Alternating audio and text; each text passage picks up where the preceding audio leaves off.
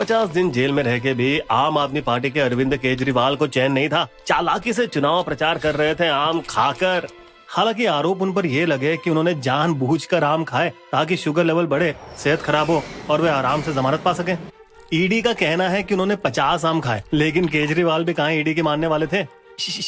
मैंने सिर्फ 3 आम खाए, लेकिन उनकी असली मुसीबत आम नहीं, दारू है। 100 करोड़ का शराब घोटाला जिसका उन पर इल्जाम है, जहां ये आरोप लगा कि उन्होंने अपने सीएम ऑफिस में तेलंगाना के पूर्व सीएम केसीआर की बेटी कविता से मुलाकात की मार्च 2021 में और उनसे मांगे 100 करोड़, जिसके बाद उनके डिप्टी मनीष सिसोदिया ने उनके घर पे शराब नीति में हेर फेर करने का आदेश दिया, थोक व्यापारियों को फायदा पहुंचाने के लिए। उनका कमीशन 5 से बढ़ाकर 12% कर दो। उनके सेक्रेटरी भौचक के रह गए। भाई साहब, बिजनेस वालों की बात तो कभी मिनिस्टर साहब ने मीटिंग में करी नहीं। उस समय ना तो सेक्रेटरी को ना ही किसी और को इस बात की भनक थी कि दक्षिण भारत के शराब कारोबार के दिग्गजों का एक कार्टेल के कविता की अगुवाई में आपके दलालों को 25 करोड़ रुपए के बैग भिजवाए गए उनके बंदों के जरिए, ताकि वे दिल्ली की मुनाफेदार नई शराब नीति में बड़े खिलाड़ी बन सकें। और इसमें आप उन 20 करोड़ रुपए की रिश्वत को जोड़ लें जो आपको भेजे गए मुंबई के अंगड़िया हवाला वालों के जरिए, तो हुए कुल 45 करोड़ रुपए इकट्ठा, जिसे आपने गोवा में 2022 के विधानसभा चुनाव लड़ने के लिए इस्तेमाल किए। कहा यह भी गया कि मफलर पहने आम आदमी के केजरीवाल ने इन पैसों से गोवा के 7 स्टार ग्रैंड हायत होटल में रहकर चुनाव प्रचार का संचालन किया। दिल्ली के ओबरॉय होटल्स में भी मीटिंग हुई, जहां कविता और उसके गिरोह ने 100 करोड़ की भरपाई मांगी आपके सबसे बड़े बिचौलिए विजय नायर के साथ, जो पार्टी के अंदर बिना शोर मचाए अपने पद पर काम करता था, ज्यादातर मीडिया और कम्युनिकेशन रणनीति संभालने का, जिसने आपकी नई शराब नीति का अच्छा प्रचार किया लोकप्रिय ब्रांड और कॉमेडियनों के जरिए। नायर पार्टी और शराब नीति के लिए इतना जरूरी था कि उसे केजरीवाल के साथ वाले सरकारी बंगले में ठहराया गया। लेकिन उनकी कविता के सीए के साथ व्हाट्सएप चैट अहम सबूत बने, जिससे पूरे घोटाले का पर्दाफाश हुआ। जहां ये पता चला कि रिश्वत के बदले में कविता को शराब नीति की रिपोर्ट मिली, वो भी दिल्ली मंत्री परिषद को मिलने से पहले, और ये भी कि इस पॉलिसी को खास तौर से ऐसे बनाया गया ताकि सिर्फ बड़े बिजनेसमैन वाले ही इसके लाइसेंस की नीलामी और महंगी चमकदार दुकानों की जरूरतों को पूरा कर सकें। इस लाइसेंस में इतना मुनाफा था कि कविता जी ने 32% का भारी हिस्सा जुगाड़ लिया इंडो स्पिरिट नाम के होलसेल सप्लायर में, और उन्हें मार्केट मिली पैरेनॉर्ड रिकॉर्ड की सबसे बड़े शराब बनाने वालों में से एक, जिसके चलते उसने 192 करोड़ रुपए का मोटा मुनाफा कमाया। लेकिन सवाल ये है कि ये बस घोटाले की पहाड़ की नोक है या पानी के नीचे बहुत कुछ काला छिपा है, क्योंकि कथित तौर पर इस घोटाले के दौरान सिसोदिया और बाकी आरोपियों ने मिलकर 170 मोबाइल फोन खत्म किए, और ईडी ने जिन 17 मोबाइल को बरामद किया उनमें भी ज्यादातर में डेटा डिलीट पाया गया। केजरीवाल ने भी अपने फोन को गलती से खो दिया, जिसे उन्होंने घोटाले के दौरान इस्तेमाल किया था। मुझे नहीं पता फोन कहाँ है। ईडी ने बहुत कोशिश की, यहाँ तक कि एप्पल कंपनी के दरवाजे भी खटखटाए हमारे मौजूदा मुख्यमंत्री के आईफोन को खुलवाने के लिए, लेकिन सर बिना पासवर्ड के हम आपकी कोई मदद कर ही नहीं सकते। लेकिन फॉरेंसिक एजेंसियों ने सिसोदिया के कंप्यूटर की पूरी जांच की और ओबरॉय होटल के प्रिंटर से एक ऐसा डॉक्यूमेंट निकाला जिससे दक्षिण गिरोह और आपके तार जुड़े थे। हालांकि इन आरोपों को अभी तक अदालत में साबित करना बाकी पार्टी और शराब घोटाले के कच्चे चिट्ठे के बारे में दबा दिया।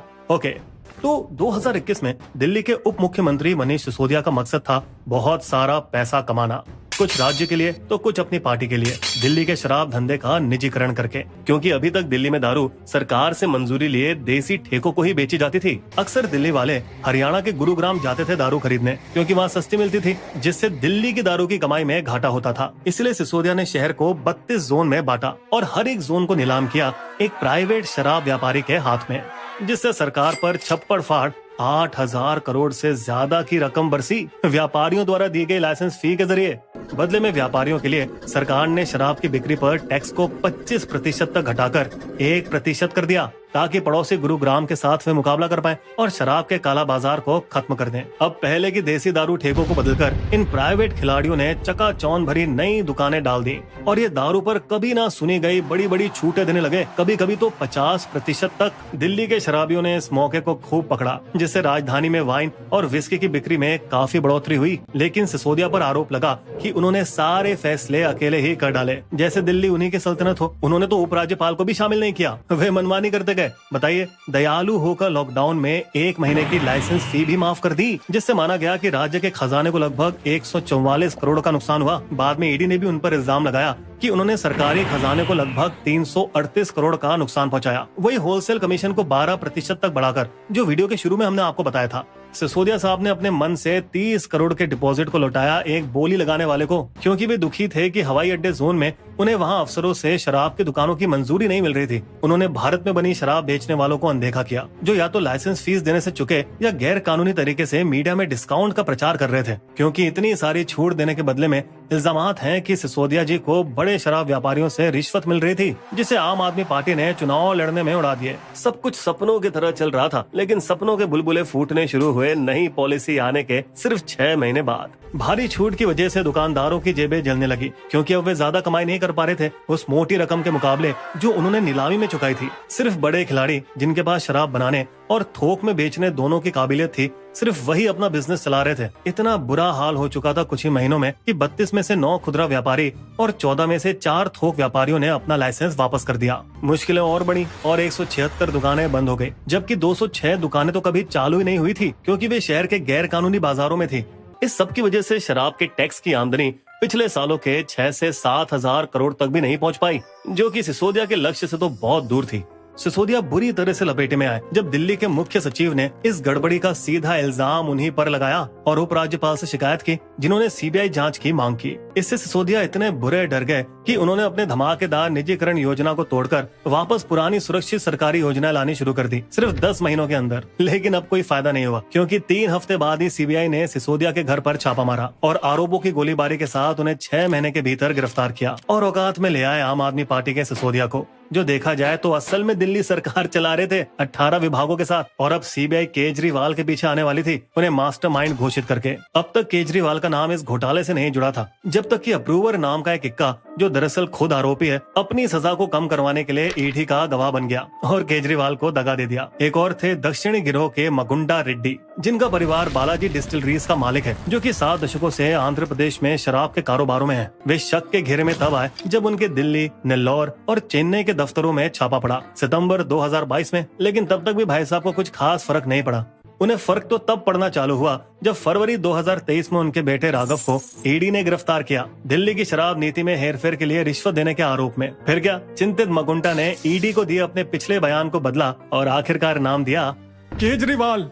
इससे उनके बेटे को 2 दिन बाद सेहत के आधार पर रिहा करने में मदद मिली और उसने भी अपने नए बयान में ईडी को केजरीवाल का नाम दिया। इससे भी ज्यादा दिलचस्प बात तो ये है कि मगुंडा ने जगन मोहन रेड्डी की पार्टी छोड़ बीजेपी की एनडीए के साथ गठजोड़ कर लिया, वो भी 2024 के लोकसभा चुनाव से ठीक पहले। एक और मुख्य गवाह है हैदराबाद के पी शरद चंद्र रेड्डी, अरबिंदो फार्मा के निदेशकों में से एक, जिन्हें भी ईडी ने गिरफ्तार किया क्योंकि वे प्रॉक्सी कंपनियों के जरिए 5 जोन के लाइसेंस हासिल कर चुके थे, जबकि पॉलिसी में सिर्फ 2 की अनुमति है। फिर वही दिलचस्प बात हुई, गिरफ्तारी के 5 दिन बाद अरबिंदो फार्मा ने 5 करोड़ के चुनावी बॉन्ड खरीदे, जो सीधा भाजपा के अंदर गए। उन पर यह भी आरोप है कि उन्होंने ईडी को दिए अपने पहले 11 बयानों में केजरीवाल का एक बार भी नाम नहीं लिया। लेकिन 6 महीने बाद पीठ दर्द होने की फालतू वजह से उनको जमानत मिल गई और उससे भी गजब बात यह कि ईडी ने इसका विरोध तक नहीं किया। फिर क्या, दिल्ली की अदालत ने शरद को सरकारी गवाह बनने की अनुमति दे दी एक नए बयान के साथ। केजरीवाल 2 और लोग जिनकी गवाही काम आई, वो है मनीष सिसोदिया के भौचक्के रह गए सचिव सी अरविंद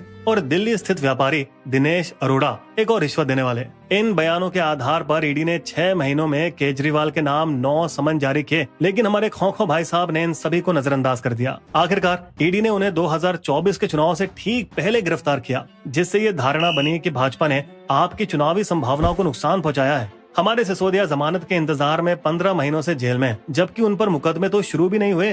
दोस्तों, आपको क्या लगता है, दिल्ली के अगले साल विधानसभा चुनाव होने से ठीक पहले ऐसी क्या चालाकी होगी ताकि उनका मुकदमा शुरू हो जाए?